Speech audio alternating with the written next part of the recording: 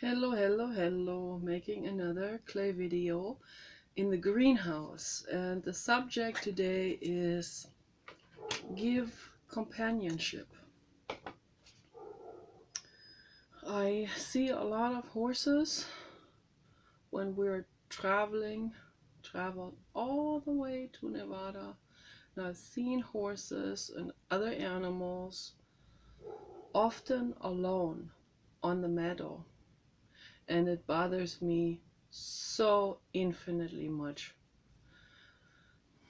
I had letters already that I made specific letters for people to give them some advice on animal companionship and that the animals, they get lonely just like we do if we're alone.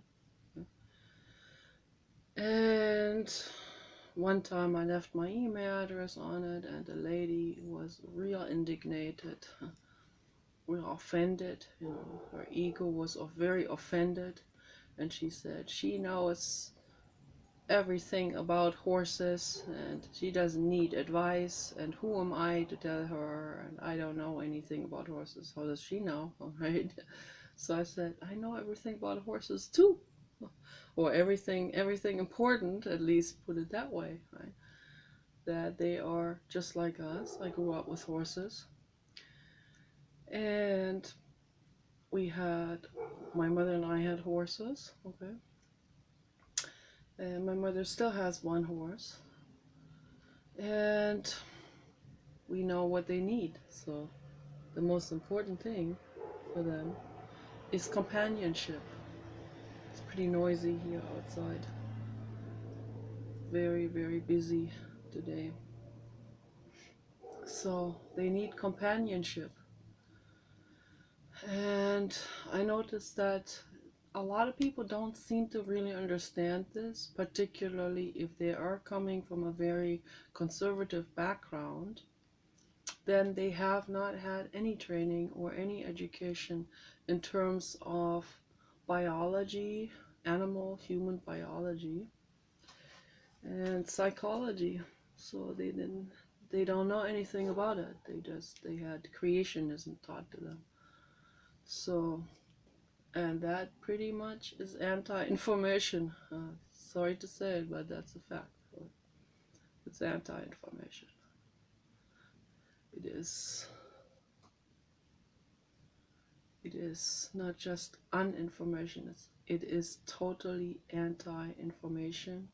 It is anti-beneficial,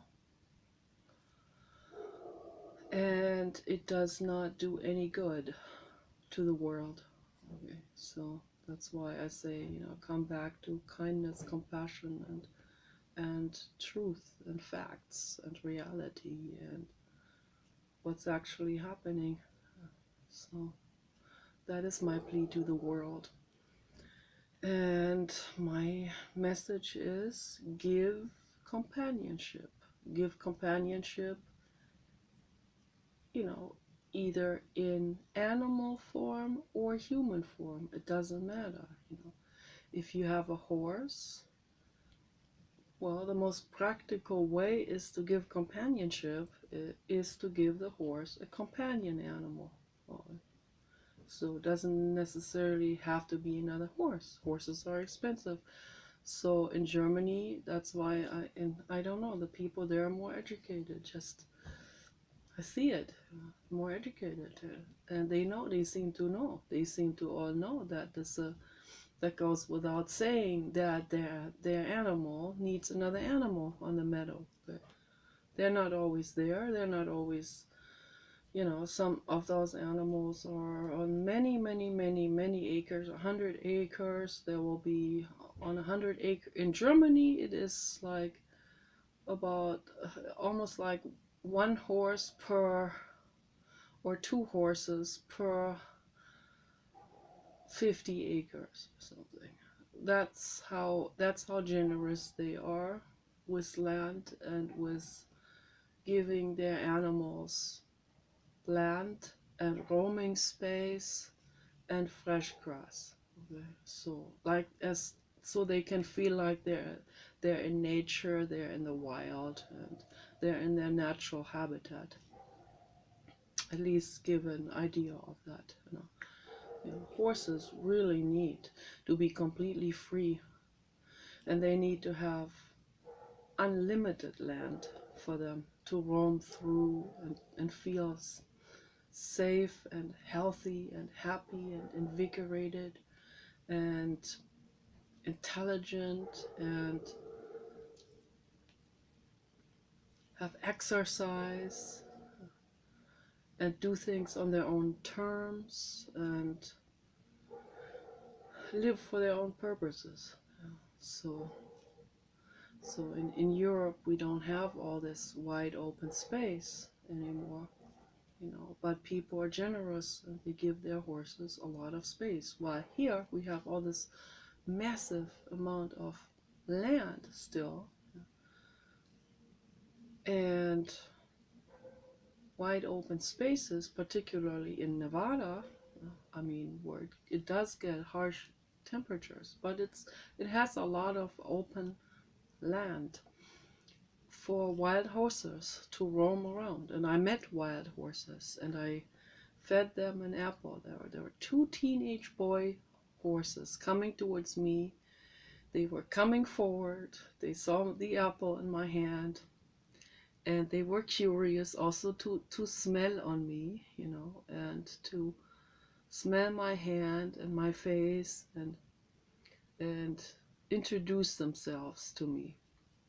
While the other ones did, the family, the mother and the father and the siblings, they stayed behind. They weren't so sure. They don't trust people that much. And I don't blame them. I don't blame them, because the Bureau of Land Management people have chased them, and they have put them into enclosures. They have auctioned some of them off, and they bring the rest of them into slaughter facilities. And it is an absolute atrocity, and we have signed petitions. I had a severe nervous breakdown over this. That was the most devastating thing there. And it was just a cascade of horrible things in 2012. That's when that started, when they started to round up the wild horses and wild donkeys and burros and mules and all of those wild roaming beautiful beings that want freedom. And they rounded them up, they put them into small enclosures, and they completely panicked there, and they started to jump up and down, and they trampled on each other, and their eyes were full of fear and terror. And it was so hard on me that I had such a horrible nervous breakdown that I could not put it into words. All of these things together, but the horses really the worst of all. To see the terror on their faces and this not knowing what's going to happen and the fear for their own babies and all of this, absolutely horrific.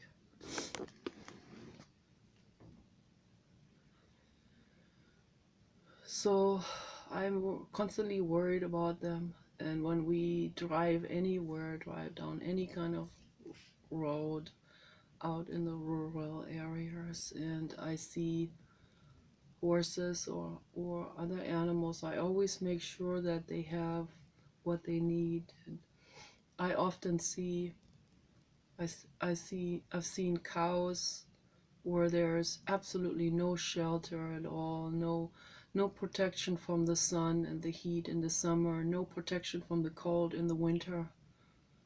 And I don't see any water source for them often.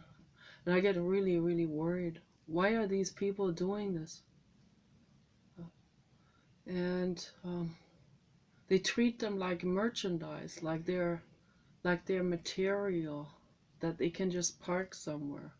And they're living beings, they're sentient beings, just like them, just like us, just like everybody, just like every being.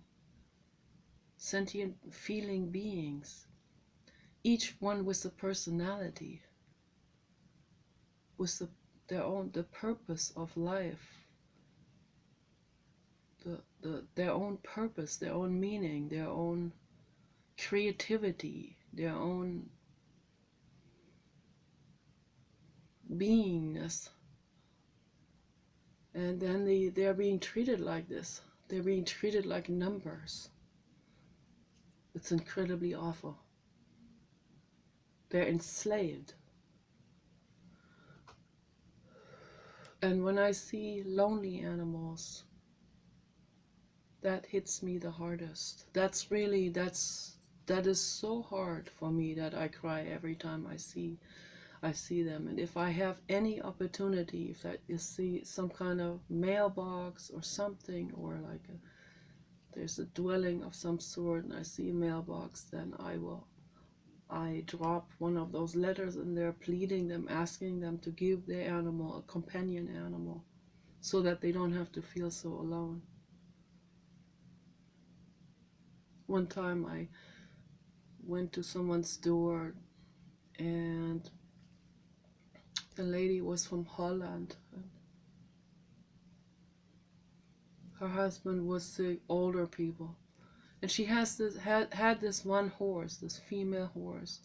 And every time we drove by there, the female horse was just standing there with the head hanging down. Every time I saw her, just standing there with the head hanging down, waiting to die. Having no one to pet her, no one to groom her. I felt horrible. It feels horrible. Between my rib cage, right there in the solar plexus. It feels absolutely horrible for me to see this. To see an animal all by herself or himself, standing there, hanging the head down. Horrible. And I went to this lady's door. I gave her one of my letters. And she was friendly enough to me. She noticed my German accent. She introduced herself to me. She said she's from Holland but lived in the United States for a long time. And I said, your horse is alone and she's very, very, very sad. She's hanging her head down and in rain and weather and coldness. And the lady didn't even want to talk much about the horse, just so. Her mind was on something else. And kind of like brushing it off, the situation. And, oh, it's all right, it's not, distracting me and changing the subject all the time. And she didn't want to be told what to do or anything. But it's not about me telling her what to do. It's the situation is telling her what to do. The situation is demanding from her to take actions. Okay? Not me, it has nothing to do with me. But people always make it into this ego or into this, yeah, she's telling me what to do. But it's the horse being alone, She's hanging her head down. She's infinitely sad and lonely. I can't stand it. And people, they don't even pay any attention to their animals at all. Horses or cows or pigs. They do their thing in their houses, and they're on the internet or drinking alcohol or partying or whatever, or serving their family, and they leave the animals outside to themselves, never paying any attention to the animals, never going over there, hey, I have an apple for you or a carrot. Hey, let me groom you. Let me wash you. Let me take you for a walk. Makes me so sad. Makes me infinitely sad. So I've been wanting to make this video now for a while, and wanted to put this into the last video, but then the video cut off. Of course, I always talk so much about all kinds of things that tie into things, and there's so much to talk about. So, and then I decided, okay, well, I'm gonna make this video just for the horses and the other animals, and about companionship and how important it is, how infinitely important companionship is. We're all companion animals, all of us. We're herd animals.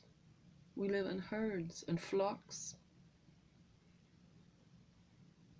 in groups and social dynamics, social settings, friendships. This is our bodies, our minds depend on this. We depend on this for survival, not just for helping each other survive, but the psychology. Lonely animals die. Lonely people die. Their immune function stops working. This is awful sad.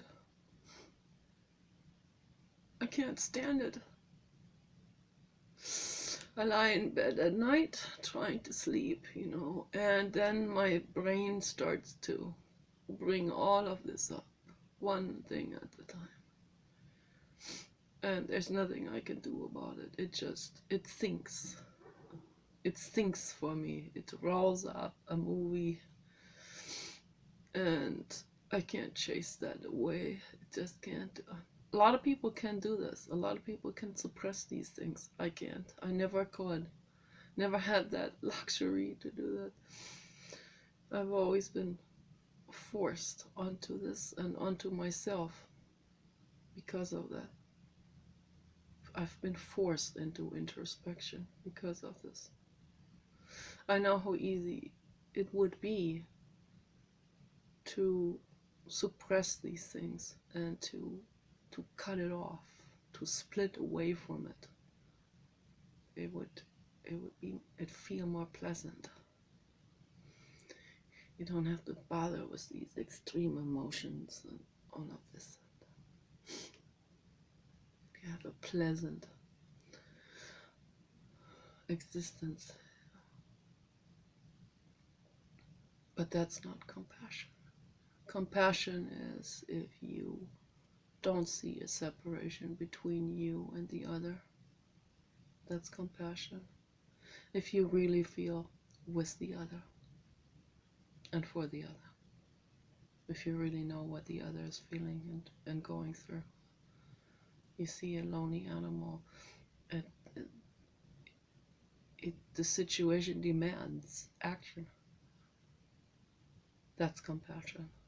Not going away, not looking the other way, not turning your back on that other living being, hanging her head down low, being totally sad and depressed.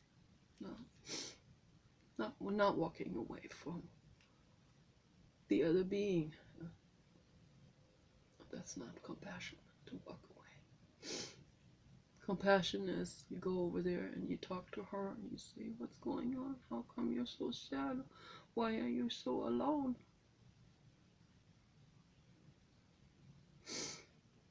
And the animal will slowly, very slowly look at you and come over and touch your face with the lip gently and be appreciative.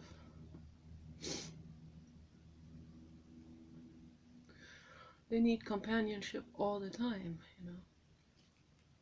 And I highly recommend to people to give much companionship to the animals, also to the horses, cows and pigs and sheep and any other animal who grazes outside on the meadow or living in a barn. So it's very important. But the most important thing is make sure that your animal has another companion animal. Very, very infinitely important. At least give an individual animal another animal to be friends with at all times, to hang out with, to eat together, to roam around, play with each other, sleep next to each other in the barn. Very important.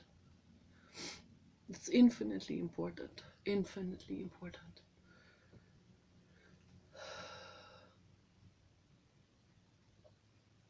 It's so infinitely important, people. People need to become aware about this. It's infinitely important. It's more important than anything else. It's companionship.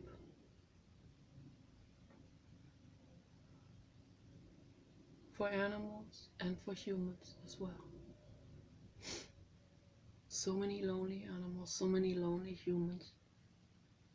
And often humans, they put their ego before their own well-being. They put the ego or the pride before their own well-being.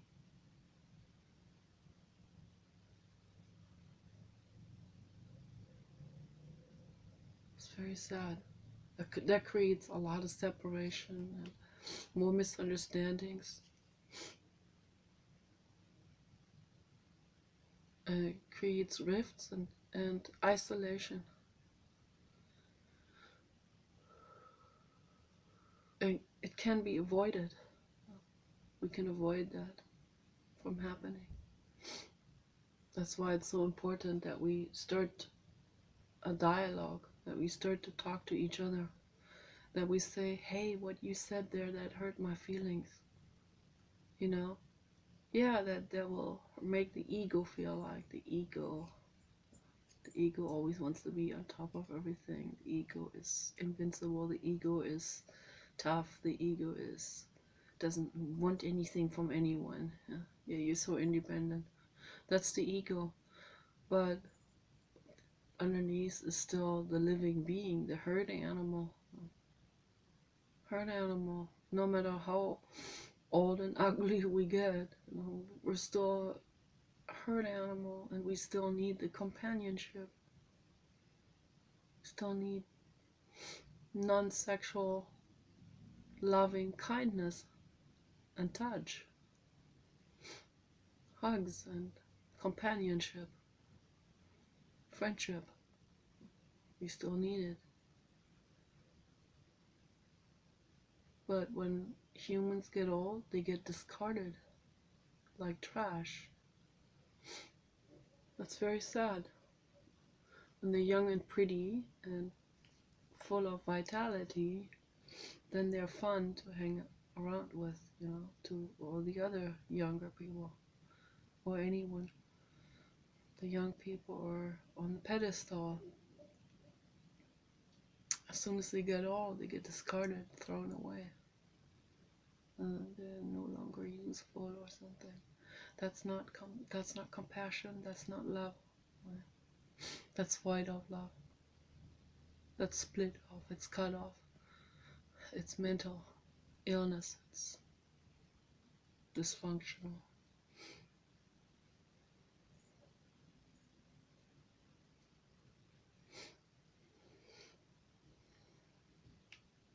I see a lot of men, younger men in particular, they want a girlfriend real bad, but they don't want just any girlfriend. They want a real, gorgeous, stunning 20-year-old. So what the message that they have for the world is basically that they don't want companionship. They want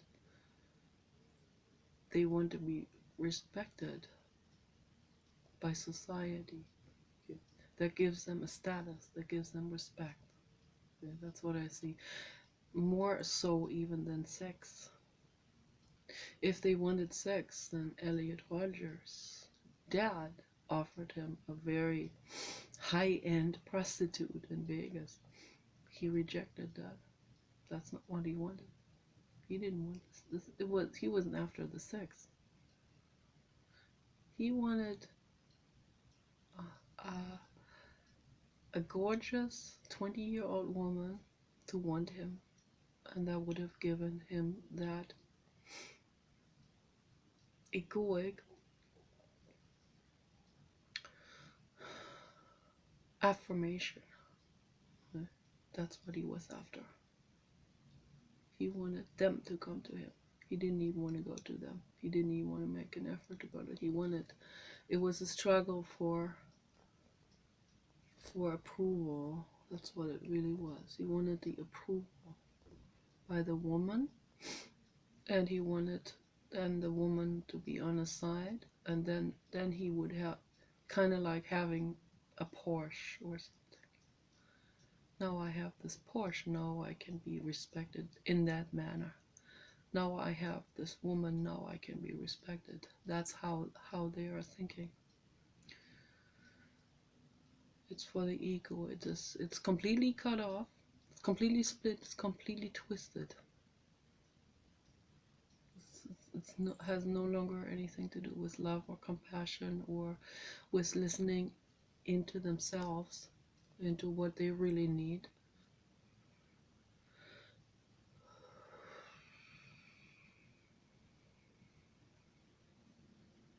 How do we fix this? That's my question. How do we fix this? How do we fix this wound where people turn away from what they really need and start coveting that what would give them respect, social acceptance, give them that self-image that they're after. They want this specific self-image that they think, that the ego thinks is concrete and it is real and more real than anything else, more real than their own internal needs.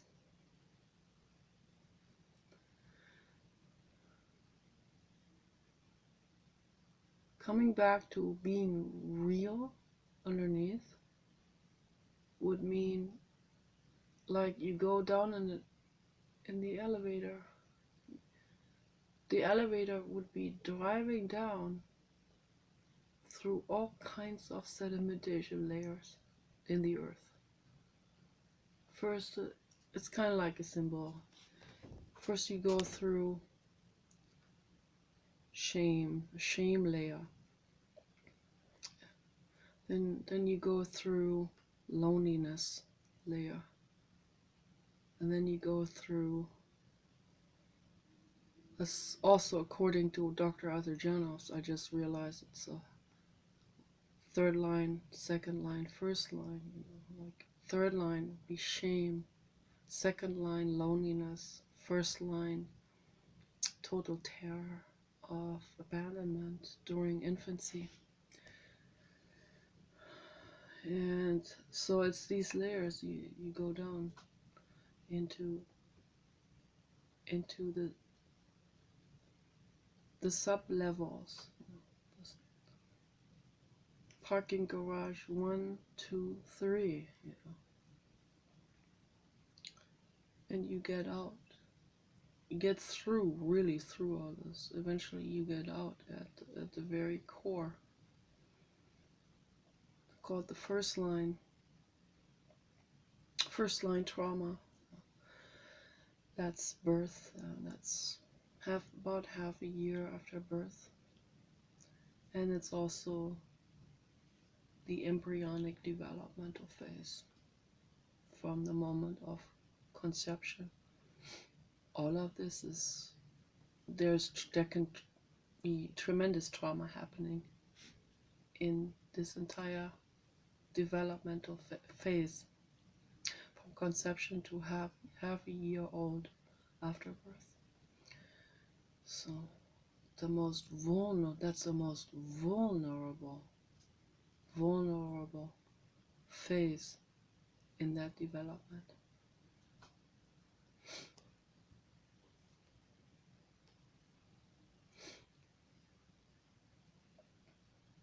So that's why, that's also why I recommend to women not to have kids, because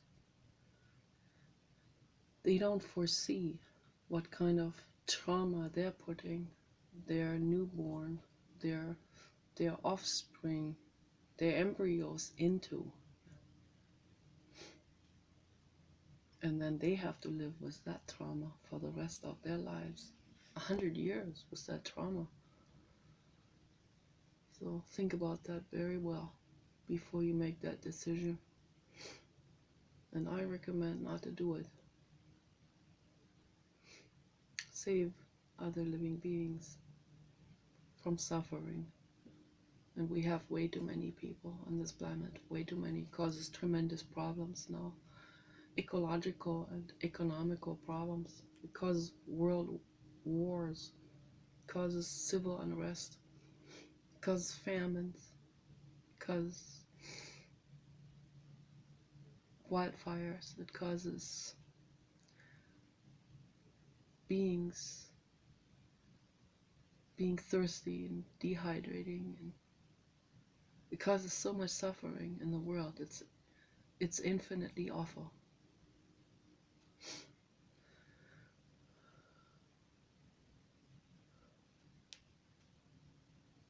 It causes so much hardship and corruption and despair and wrong decisions.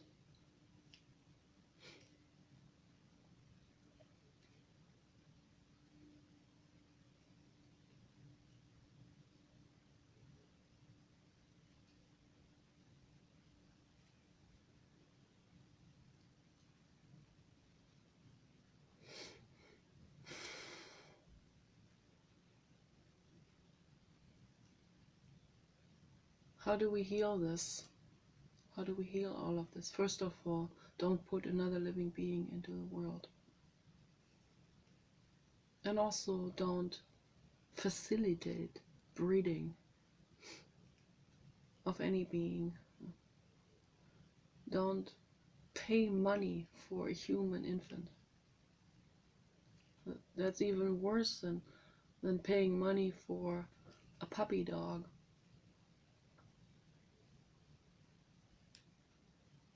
Some people pay a lot of money, then they perpetuate the breeding or the puppy milling or the mama dogs. They don't get any breaks in between pregnancies.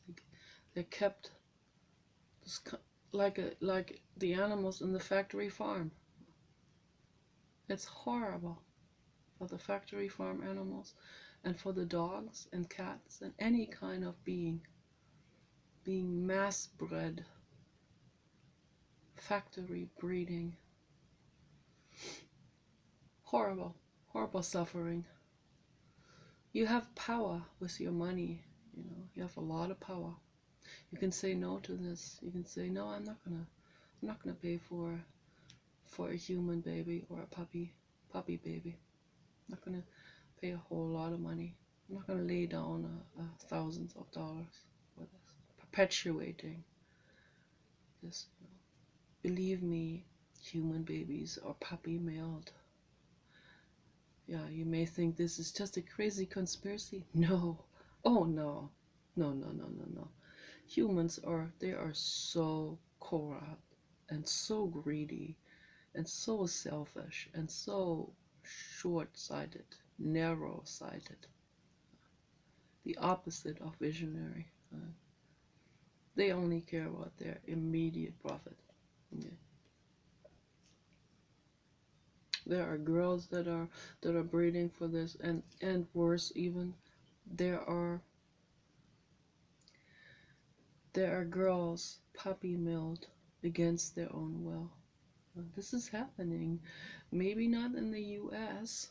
I don't know about, maybe, I don't know if there are places in the US where this is happening. Could be. Yeah. But it's certainly, those things are certainly happening in third world countries. And they sometimes take tourists. They snatch tourist teenagers. They snatch girls from all kinds of backgrounds and ethnicities, and they do puppy milling, human puppy milling with them, because they know they can get a lot of money for a human baby. As if there aren't already a whole lot of orphans. But this is happening. This is happening on top of all of this.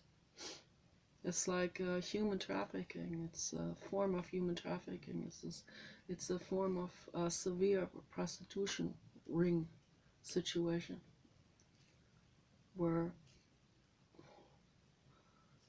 there are teenagers snatched into prostitution rings and then made to, not only made to prostitute themselves, and the pimp gets the money, but also made to give birth, and then the pimp sells that baby for $3,000 or $4,000. This is happening. People need to become conscious and aware about it. This is not a conspiracy theory. This is really human greed. This is happening.